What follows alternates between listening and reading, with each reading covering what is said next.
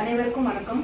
இப்ப சோசியல் மீடியால பயங்கர ஒரு ட்ரோலா போயிட்டு இருக்குங்க. அதாவது என்னன்னா, நான் வீட்டுல அதிகாரிகளை உட்கார வச்சு, நான் ஒரு பெரிய சோஃபால உட்காந்துட்டு பிளாஸ்டிக் ஷேர்ல உட்கார வச்சு அதிகாரிகளுக்கு ஒரு அவமரியாதை பண்ண மாதிரியும், அந்த மாதிரி நான் ஒரு எம்எல்ஏவா ஆயிட்டு எங்களோட கட்சி பேரையும் எங்களோட தளபதியோட பேரையும் நான் கெடுக்கிற மாதிரி நிறைய ட்ரோல் பண்ணிட்டு இருக்காங்க. இது உங்களுக்காக ஒரு பதிவு தான். இது என்னோட வீடு கிடையாது, இது என்னோட ஆபீஸ்.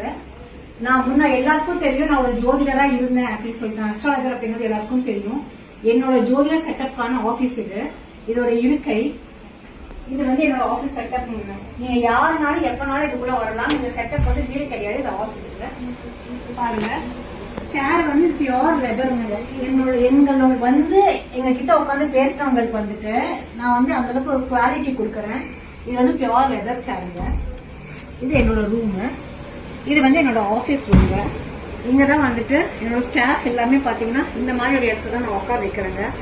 அடுத்தது இதெல்லாம் நான் வாங்கின சர்டிபிகேட்.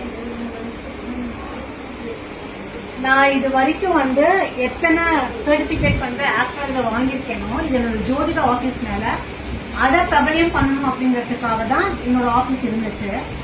எனக்கு தளபதியால ஒரு வாய்ப்பு கிடைச்சது பாலிடிக்ஸ்குள்ள வரதுக்கு. நான் சோசியல் ஆக்டிவிஸ்டா இருந்து நிறைய பீப்புளுக்கு நிறைய சர்வீஸ் பண்ணிருக்கேன். நான் அதை நம்மளோட தளபதியோட ஆட்சியில பண்ணணும் அப்படிங்கிறதுக்காக எனக்கான ஒரு வாய்ப்பு அளிச்சாரு.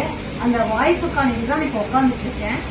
நிறைய பேர் இவங்க எம்எல்ஏ ஆயிட்டாங்க, பெரிய கிரெடிட் பெரிய கிரேட்ல உட்காந்துட்டு இருக்காங்க அப்படின்னு சொல்லிட்டு நிறைய மெசேஜஸ் வருது. அது ஏன் என் மேல அவ்வளவு ஒரு போக்கஸோ ஒரு கோவமோ அப்படிங்கிறது தெரியல. இல்ல ஒரு பெண் வெளிப்படையா வெளியில ஷைன் ஆகிறது மக்களுக்கு புரியலையா பிடிக்கலையா அப்படிங்கிறது தெரியல. அதுக்காக தான் இந்த பதிவை போடுறேங்க. இது எல்லாமே என்னோட ஆபீஸ் செட்டப். நான் யாரையும் எந்த அதிகாரியும் வீட்டுக்கு கூப்பிட்டு என்கரேஜ் பண்றதும் கிடையாது. ஏன்னா எனக்கும் அரசியல் நாகரிகம் என்ன அப்படிங்கிறது தெரியும்.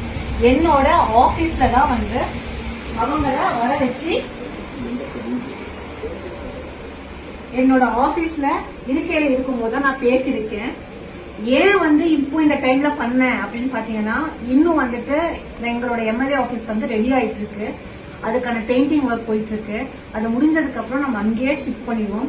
சோ யாரும் தவறா நினைச்சுக்க வேண்டாம்.